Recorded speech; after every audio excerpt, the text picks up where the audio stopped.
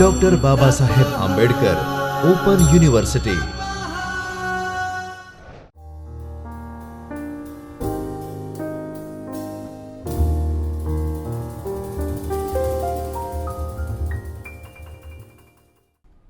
નમસ્કાર મિત્રો, doctor Baba Saheb Ambedkar open યુનિવર્સિટીના ચૈતન્ય સ્ટુડિયોમાં હું ડૉક્ટર સોનલ આપ સર્વેનું હાર્દિક સ્વાગત કરું છું. મિત્રો, ઇતિહાસને 3 ભાગમાં વહેંચવામાં આવે છે: પ્રાચીન કાળ, મધ્યકાળ અને અર્વાચીન કાળ. એ જ રીતે પ્રાચીન કાળને પણ ઇતિહાસકારોએ 3 ભાગમાં વહેંચ્યો છે: પ્રાગૈતિહાસિક કાળ, આદ્ય ઐતિહાસિક કાળ અને ઐતિહાસિક કાળ. પ્રશ્ન થશે કે આ ત્રણેયમાં શું ફરક છે? તો મિત્રો, પ્રાગ ઐતિહાસિક કાળ એ એવો કાળ છે કે જેના કોઈ લેખિત સાધન કે પુરાવા પ્રાપ્ત થયા નથી. આદ્ય ઐતિહાસિક કાળ,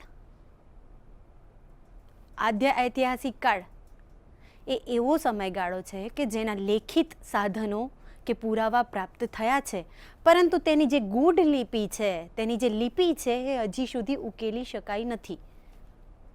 એ જ રીતે ત્રીજું છે ઐતિહાસિક કાળ. અને ઐતિહાસિક કાળ એ એવો કાળ છે કે જેને જાણવા માટે, જેને સમજવા માટે એના લેખિત સાધનો પુરાવા પ્રાપ્ત થયા છે, અને એ લેખિત સાધનો અને પુરાવામાંથી આપણે ત્યાંનો ઇતિહાસ જાણી શકીએ છીએ. તો આ રીતે આપણે આ ત્રણેય પ્રાચીન કાળના ત્રણેય કાળનો પરિચય મેળવ્યો. આજે આપણે જે વિષયમાં ભણવાના છીએ, આપણે જે સભ્યતાની વિસ્તૃત માહિતી મેળવવાના છીએ, એ એવી એક સભ્યતા આદ્ય ઐતિહાસિક કાલીન સભ્યતા છે. મિત્રો, માનવ છે એને શરૂઆતથી જ એ શોધખોળ કરતો, સંશોધન કરતો માનવી છે. અને એની સંશોધનના કારણે, એની શોધખોળના કારણે એના જીવનમાં સતત પરિવર્તનો આવતા રહ્યા છે. મિત્રો, માનવ આવી અવનવી શોધોના કારણે જ પોતાના સમાજ અને પોતાની સંસ્કૃતિમાં પરિવર્તન લાવતો રહ્યો છે. પ્રાચીન કાળથી જ તે આવી કંઈક ને કંઈક અવનવી શોધો કરતો રહ્યો છે. પહેલાંનો માનવી એ ભટકતું જીવન જીવતો, શિકારી જીવન જીવતો. એનું આ ભટકતું અને શિકારી જે જીવન જીવતો, એમાં કંઈક પરિવર્તન આવ્યું જ્યારે એને અગ્નિની શોધ કરી. શિકારી જીવનમાં એ કાચું માંસ ખાતો હતો, અને અગ્નિની શોધના લીધે એ પકવેલું માંસ ખાવા લાગ્યો. એ જ રીતે અનુક્રમે ચક્રની શોધ થઈ, અને ચક્રની શોધની સાથે કૃષિની શોધ થઈ. મિત્રો, આ ભટકતું અને અસ્થાયી જીવન છે એ કૃષિની શોધના લીધે સ્થાયી જીવનમાં પરિણમ્યું, અને આ સ્થાયી જીવનમાં પરિણમતા એની સમાજ, એની સંસ્કૃતિમાં પરિવર્તન આવ્યું. એક સભ્યતા ઊભી થઈ. આ કૃષિ જીવનથી જે સ્થાયી જીવન મળ્યું હતું, આ સ્થાયી જીવનમાં એક સમાજમાં બંધાણો, એને એક સભ્યતા પ્રાપ્ત થઈ. અને આપણે આવી જ એક સભ્યતા વિશે આજે વાત કરીશું, જેને આપણે હડપ્પન સભ્યતા કે સિંધુ ઘાટીની સભ્યતા તરીકે ઓળખીએ છીએ. મિત્રો, જ્યારે હડપ્પન સભ્યતા અને સિંધુ ઘાટી સભ્યતાની વાત કરતા હોઈએ તો અનેક પ્રશ્નો મનમાં ઉદ્ભવતા હોય છે કે આનું સંશોધન ક્યારે થયું, કોણે કર્યું, ત્યાંના રહેવાસીઓ કોણ હતા, શું હતી આ હડપ્પન સભ્યતા, એનો ભૌગોલિક વિસ્તાર શું હતો, વગેરે વગેરે જેવા પ્રશ્નો ઉદ્ભવતા હોય છે. મિત્રો, જેમ મેં તમને આગળ વાત કરી કે આદ્યકાલીન ઇતિહાસ કે આદ્ય ઇતિહાસ કે આદ્ય પ્રાચીન ઇતિહાસ, આપણી જે હડપ્પન સભ્યતા કે સિંધુ ઘાટી સભ્યતા છે એ એક આવું જ આદ્ય ઐતિહાસિક કાલીન ઇતિહાસ રજૂ કરે છે. માટે એના લેખિત પુરાવા તો પ્રાપ્ત થયા છે, પરંતુ તેની લિપિ હજી સુધી ઉકેલાઈ શકાઈ નથી. અને લિપિ ઉકેલાઈ ના હોવાથી એના જે પુરાવશેષીય સાધનો પ્રાપ્ત થયા છે, કે ઉત્ખનનમાંથી જે સાધનો પ્રાપ્ત થયા છે, આ પુરાવશેષીય સાધનો દ્વારા જ એનો ઇતિહાસ જાણી શકાય છે. મિત્રો, આગળ વાત કરીએ તો આ સભ્યતાનો ઉદ્ભવ અને તેના લગતા તથ્યો. તેના ઉદ્ભવને લઈને અલગ અલગ મતમતાંતરો છે. એમાં એક વાત કરું તો ઈસવીસનને 1826માં ચાર્લ્સ મેનન નામના વ્યક્તિ દ્વારા પશ્ચિમ ભારત એટલે કે હાલના પાકિસ્તાનમાં એને મોટા પ્રમાણમાં ત્યાંથી ઈંટો પ્રાપ્ત થઈ, ઘણી બધી ઈંટો પ્રાપ્ત થઈ જે આ સભ્યતાનો ભાસ કરતી હતી. આ પછી 1831માં કર્નલ બંસ જ્યારે રાજા રણજીતસિંહને મળવા માટે જતા હતા, જ્યારે રાજા રણજીતસિંહની મુલાકાતે નીકળેલા હતા, ત્યારે તેમને આ હડપ્પાના ટેકરાનો અંદાજ આવ્યો કે અહીં કોઈક સભ્યતા છે. આ પછી 1853થી ઈસવીસોને 1857માં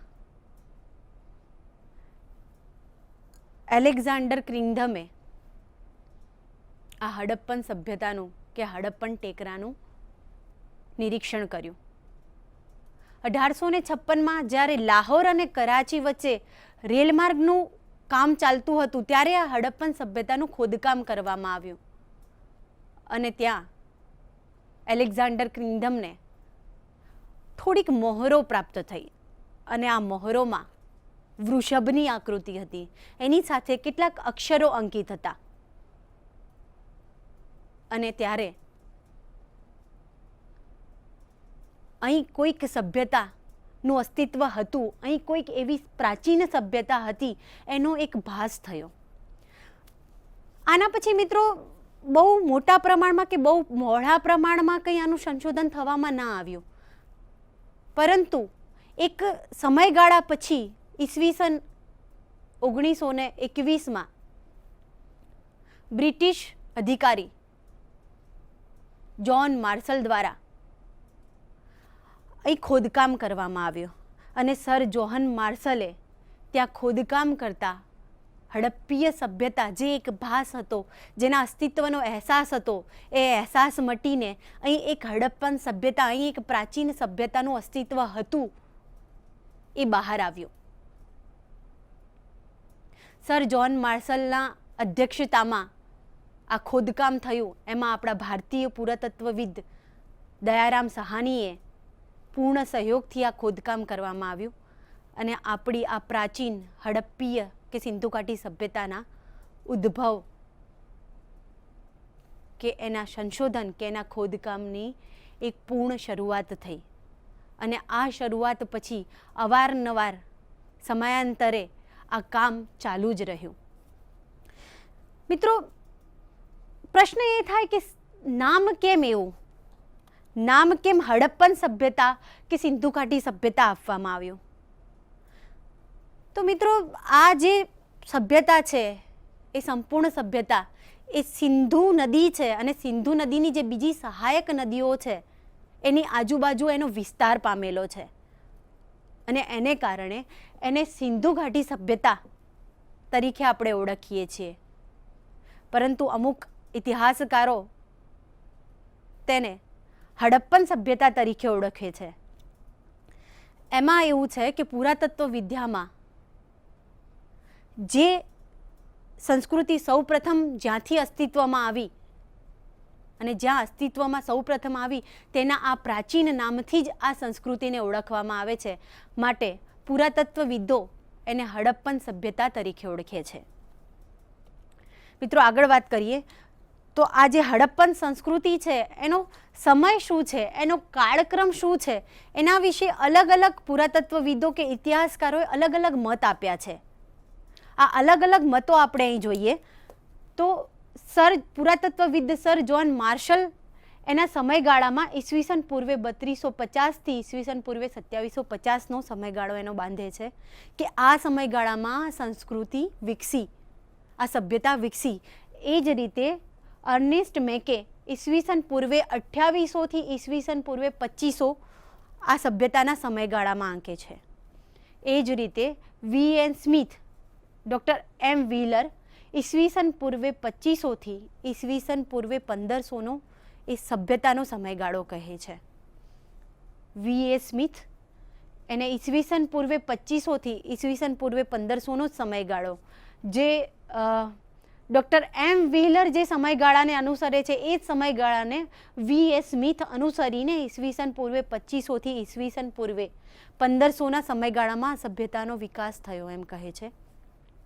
માધવ સ્વરૂપ વત્સ છે એ આ સભ્યતાના સમયગાળામાં ઈસવીસન પૂર્વે 3500થી ઈસવીસન પૂર્વે 2700 આ સમયગાળાને કહે છે. રાધા કુમુદ મુખર્જી છે એ ઈસવીસન પૂર્વે 3250થી ઈસવીસન પૂર્વે 2750 એ આ સમયગાળાને કહે છે. ફેર સર્વિસ છે એ આ સિંધુ ઘાટી કે હડપ્પન સંસ્કૃતિનો સમયગાળામાં ઈસવીસન પૂર્વે 2000થી ઈસવીસન પૂર્વે 1500ના સમયગાળામાં આંકે છે. ડૉક્ટર ધર્મપાલ અગ્રવાલ સિંધુ ઘાટી સભ્યતાના સમયગાળાને ઈસવીસન પૂર્વે 2300થી ઈસવીસન પૂર્વે 1750 સુધીમાં મૂકે છે. એ જ રીતે પુલાશકર એને ઈસવીસન પૂર્વે 2800થી ઈસવીસન પૂર્વે 2200માં મૂકે છે. અને આપણી જે કાર્બન તિથિ નિર્ધારણ છે કે આપણી જે કાર્બન ડેટિંગ પદ્ધતિ છે આ કાર્બન ડેટિંગ પદ્ધતિમાં એને ઈસવીસન પૂર્વે 2300થી ઈસવીસન પૂર્વે 1750ના સમયગાળામાં મૂકવામાં આવે છે. તો મિત્રો સિંધુ ખીણ સંસ્કૃતિ કે આ સિંધુ ઘાટી સભ્યતા છે એની તિથિ વિશે કોઈ ચોક્કસ સમયગાળો મૂકવામાં આવ્યો નથી. અલગ અલગ ઇતિહાસવિદોએ, અલગ અલગ ઇતિહાસકારોએ, અલગ અલગ પુરાતત્વવિદોએ એનો અલગ અલગ સમય બતાવ્યો છે કે આટલા સમયમાં આ સભ્યતાનો વિકાસ થયો કે આટલા સમયમાં આ સભ્યતાનો વિસ્તાર થયો. તો આવા અલગ અલગ મતો એની જે ઉદ્ભવ છે એનો વિસ્તાર માટે અલગ અલગ મતો પ્રવર્તે છે અને એના કારણે એક નિશ્ચિત સમયગાળો હજી સુધી બાંધી શકાયો નથી. પ્રશ્ન એક બીજો ઉદ્ભવે છે કે હડપ્પન સભ્યતાના નિર્માતા કોણ? મિત્રો, જેમ એના સમયગાળા વિશે અલગ અલગ મત પ્રવર્તે છે એમ એના નિર્માતા કોણ હતા, એના નિર્માતા કોણ હતા, આ સભ્યતાના નિર્માતા કોણ હતા એના વિશે પણ અલગ અલગ મત પ્રવર્તે છે. અલગ અલગ વિદ્વાનોએ એને અલગ અલગ મતમાં મૂક્યા છે, એને અલગ અલગ જાતિમાં મૂક્યા છે. પરંતુ મિત્રો, ત્યાંથી ઉત્ખનનમાં જે માનવ કંકાલો કે કપાલ જે અસ્તિત્વમાં પ્રાપ્ત થયા છે, આ કપાલ અને આ માનવ કંકાલોના આધારે તેનું જે મુખ્ય સ્થળ છે, સિંધુ ઘાટી સભ્યતાનું જે મુખ્ય સ્થળ મોહેન્જો-દડો છે, આ મુખ્ય સ્થળ ઉપરથી જે પ્રાપ્ત થયેલા કપાલ અને કંકાલ ઉપરથી ત્યાં કઈ લોકો, કયા જાતિના લોકો નિવાસ કરતા હતા એમના વિશે એક વાત કરવામાં આવી છે. તેમની એક પ્રમુખ જાતિઓ આ પ્રકારે હતી: પ્રોટો ઓસ્ટ્રોલાઇડ, ભૂમધ્ય સાગરીય, મોગલ અને દ્રવિડ. આ મંગોલ અને દ્રવિડ અને પ્રોટો ઓસ્ટ્રોલાઇડ અને ભૂમધ્ય સાગરીય એમ કુલ 4 જાતિ ત્યાં નિવાસ કરતી હતી મોહેન્જો-દડોમાં. એ એના કપાલ અને એના કંકાલ ઉપરથી સૂચિત કરવામાં આવ્યું છે. આ બધી જ પ્રજાતિઓ છે એમાં સૌથી વધારે માન્યતા એ છે કે મોહેન્જો-દડોમાં ભૂમધ્ય સાગરીય લોકો કે ભૂમધ્ય સાગરીય જે જાતિ છે એ નિવાસ કરતી હતી. આ રીતે અલગ અલગ મતો છે. અલગ અલગ મતોમાં જે વિદ્વાનોએ આપેલ મતો છે આપણે અહીં જોઈએ તો ડૉક્ટર ગુહા કહે છે કે ત્યાંની જે મુખ્ય જાતિ હતી, મુખ્ય પ્રજાતિ હતી એ મંગોલ, આગ્નેય અને અલ્પાઇન એટલે કે મિશ્ર જાતિ હતી.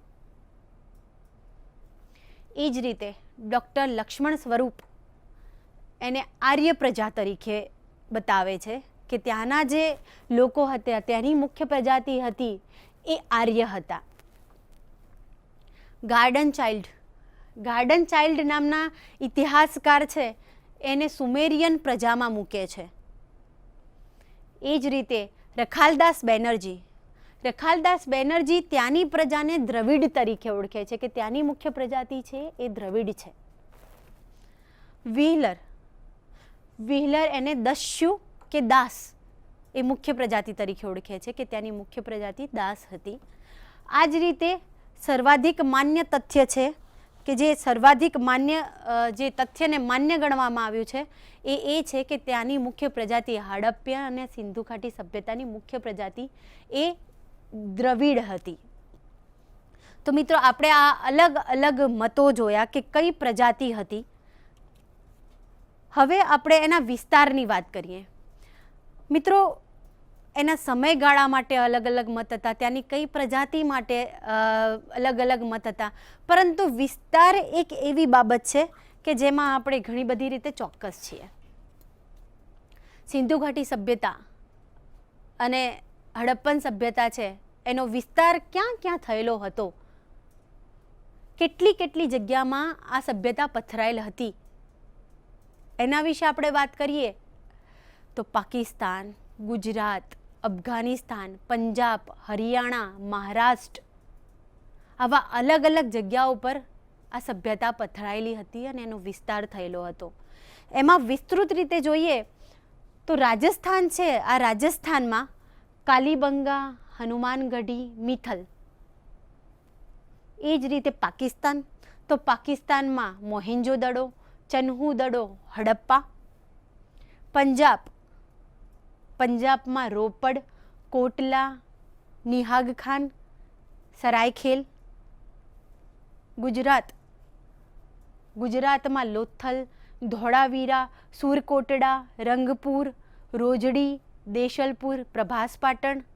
એ જ રીતે ઉત્તર પ્રદેશમાં આલમગીરીપુર, બડગામ. અફઘાનિસ્તાન, અફઘાનિસ્તાનમાં મુંડીકાક અને હરિયાણા, તો હરિયાણામાં બનવાલી અને ભગવાનપુરમાં આ હડપ્પન સભ્યતા વિસ્તરાયેલી પથરાયેલી હતી. મિત્રો વિસ્તાર જોઈ લીધા પછી આપણે હડપ્પન સભ્યતાના જે મહત્વપૂર્ણ એના નગરો હતા, આ નગરોનું સંશોધન કોણે કર્યું, એના શોધકર્તા કોણ હતા અને ક્યારે એનું શોધકામ થયું એ વિસ્તૃત રીતે જોઈએ તો મિત્રો હડપ્પન સભ્યતાના જે પ્રમુખ સ્થળો છે એ પ્રમુખ સ્થળોમાં તમે જોઈ શકો છો હડપ્પા, મોહેન્જો-દડો, સુતકાંગેડોર, ચન્હુ-દડો, રંગપુર, કોટદીજી, રોપડ, કાલીબંગા અને બીજા વધારાના છે. પરંતુ આ જે અલગ અલગ સ્થળો છે ત્યાં અલગ અલગ વ્યક્તિ દ્વારા સંશોધન કરવામાં આવ્યું અને આ અલગ અલગ વ્યક્તિ દ્વારા અલગ અલગ સમયમાં આનું સંશોધન થયું. હડપ્પા જે મોન્ટેગમરી જિલ્લો જે પંજાબ પણ હાલ જ્યાં પાકિસ્તાનમાં છે એ આ હડપ્પાનું ઉત્ખનન વર્ષ ઈસવીસન 1921માં જે આપણે શરૂઆતમાં વાત કરી કે સર જ્હોન માર્શલ દ્વારા અને એમની અધ્યક્ષતામાં દયારામ સહાની આનું સંશોધન કર્યું. જે સૌપ્રથમ શરૂઆત જે એક ચોક્કસ રીતે શરૂઆત કહેવાય કે એના પછી સતત આ સંશોધન ચાલતું જ રહ્યું અને ચોક્કસ રીતે આ સભ્યતાના ઉદ્ભવનો ખ્યાલ આવ્યો. તો આવી પ્રથમ શરૂઆત હડપ્પાની થઈ ઈસવીસન 1921માં દયારામ સહાની દ્વારા. એ જ રીતે જે બીજું સ્થળ હતું એ મોહેન્જો-દડો જે હાલ સિંધનો લારખાન જિલ્લો છે જે હાલ પાકિસ્તાનમાં છે પણ આ સિંધના લારખાન જિલ્લામાં રહેલ મોહેન્જો-દડો જે આપણી હડપ્પન સભ્યતાનું પ્રમુખ સ્થળ છે એવું આ મોહેન્જો-દડોનું સંશોધન ઈસવીસન 1922માં કરવામાં આવ્યું રખાલદાસ બેનર્જી દ્વારા. મિત્રો આ જે સ્થળ છે સ્થળના ઉત્ખનન વર્ષ છે અને એની ઉત્ખનન જે મુખ્ય કાર્યકર્તા છે એના ઉત્ખનનના અધ્યક્ષ છે એ ખૂબ જ મહત્વની વિગત છે. એના કાર્યકર્તા, એનું વર્ષ અને જગ્યા આ બહુ મહત્વની વિગતની આપણે અહીં ચર્ચા કરી રહ્યા છીએ. મેં તમને કીધું હતું કે જ્યારે ઈસવીસન 1921માં જ્યારે સૌપ્રથમ આની શરૂઆત કરવામાં આવી અને જે સભ્યતા આપણા અસ્તિત્વનો એનો જે ભાસ હતો એ ભાસ મટી અને આ સભ્યતા હતી એવું જ્યારે પુરવાર થયું એના પછી સતત આ શોધકામ ચાલતું જ રહ્યું. એમાં આગળ જોઈએ તો સુતકાંગેડોર જે પાકિસ્તાનના બલુચિસ્તાનમાં રહેલું છે. આ સુતકાંગેડોર ઈસવીસન 1927માં R.L. સ્ટાઇન દ્વારા એનું સંશોધન કરવામાં આવ્યું. ચન્હુ-દડો જે હાલ પાકિસ્તાનના સિંધમાં આવેલું છે આ ચન્હુ-દડોનું ઉત્ખનન વર્ષ ઈસવીસન 1931 MG મજમુનદાર દ્વારા આનું સંશોધન કે શોધકામ કરવામાં આવ્યું. રંગપુર જે કાઠિયાવાડમાં છે, ગુજરાતના કાઠિયાવાડમાં રંગપુર છે, અને ઈસવીસન 1953 માધો સ્વરૂપ વત્સ દ્વારા આનું સંશોધન કરવામાં આવ્યું. કોટદીજી જે પાકિસ્તાનના સિંધમાં આવેલું છે, અને ઈસવીસન 1953 ધુરીએ દ્વારા એનું સંશોધન કરવામાં આવ્યું. રોપડ જે ભારતના પંજાબમાં છે, પંજાબ વિસ્તારમાં રહેલું આ રોપડ ઈસવીસન 1953 વાયડી શર્મા દ્વારા આનું સંશોધન કરવામાં આવ્યું. એ જ રીતે કાલીબંગા જેમનું સંશોધન અમલાનંદ ઘોષ દ્વારા ઈસવીસન 1951 કરવામાં આવ્યું હતું. આગળ જોઈએ મિત્રો તો લોથલ જે ભારતના ગુજરાતમાં આવેલું છે, અને એનું સંશોધન SR રાવ નામના વ્યક્તિ દ્વારા ઈસવીસન 1957 થી 63ના સમયગાળા દરમિયાન કરવામાં આવ્યું. આલમગીરીપુર એ પણ SR રાવ દ્વારા ઈસવીસન 1958 એનું સંશોધન કરવામાં આવ્યું. સુરકોટડા JP જોશી દ્વારા ઈસવીસન 1964 આ સુરકોટડાનું સંશોધન કરવામાં આવ્યું. ભારતના ગુજરાતના કચ્છમાં રહેલ ધોળાવીરા જેનું સંશોધન JP જોશી દ્વારા ઈસવીસન 1967 થી 68 વચ્ચે કરવામાં આવ્યું. મિતાથલ આનું સંશોધન પંજાબ વિશ્વવિદ્યાલય દ્વારા કરવામાં આવેલ હતું, અને આ પંજાબ વિશ્વવિદ્યાલય દ્વારા ઈસવીસન 1964 એનું સંશોધન થયું. રાખી ઘડી સૂરજભાણ અને ભગવાન દેવ દ્વારા ઈસવીસન 1964 આ રાખી ઘડીનું સંશોધન કરવામાં આવ્યું. વનાવલી RS વિસ્ટ દ્વારા ઈસવીસન 1973 થી 74 દ્વારા આ વનાવલીનું સંશોધન કરવામાં આવ્યું. તો મિત્રો સિંધુ ઘાટી સભ્યતા વિશે જે અલગ અલગ મતમતાંતરો છે, જે અલગ અલગ પ્રશ્નો છે એના વિસ્તાર વિશે, કે એના ઉદ્ભવ સ્થાન વિશે, કે એમાં જે હડપ્પન સભ્યતામાં જે વસ્તી હતી, જે લોકો હતા, જે જાતિ હતી, એના વિશે જે અલગ અલગ મતમતાંતરો આપણે જોયા. આ સિવાય મિત્રો ત્યાંના જે પ્રમુખ સ્થળો છે એના વિશે આપણે માહિતી મેળવી કે આટલા પ્રમુખ સ્થળો છે આ સભ્યતાના, અને એનું સંશોધન કામ કોણે કરેલું છે અને કયા વર્ષમાં કરેલું છે. પરંતુ મિત્રો જ્યારે હજી પ્રમુખ સ્થળો છે એની જ્યારે વિસ્તૃત માહિતી મેળવીશું, ત્યારે વિસ્તૃત માહિતીના આધારે આ હડપ્પીય સભ્યતા શું છે, આ સિંધુ ઘાટીની સભ્યતા શું છે, અને કેટલી વિકસિત સભ્યતા હતી એના વિશે બહુ સારી રીતે જાણી શકાશે. એનું નગર આયોજન હોય કે એની ગટર રચના હોય, એનું આર્થિક જીવન હોય કે એની સામાજિક જીવનશૈલી હોય, આ વગેરે વિશે જ્યારે આપણે એના પ્રમુખ સ્થળો વિશે વિસ્તૃત વાત કરીશું, ત્યારે આખું પિક્ચર સરસ રીતે ક્લિયર થશે કે કેટલી વિકસિત સભ્યતા હતી, અને આ વિકસિત સભ્યતાનો વિસ્તાર કઈ રીતનો હતો, કઈ રીતના લોકો ત્યાં વસવાટ કરતા હતા, એના વિશે વિસ્તૃત માહિતી મેળવી શકાશે. સ્વાધ્યાયઃ પરમઃ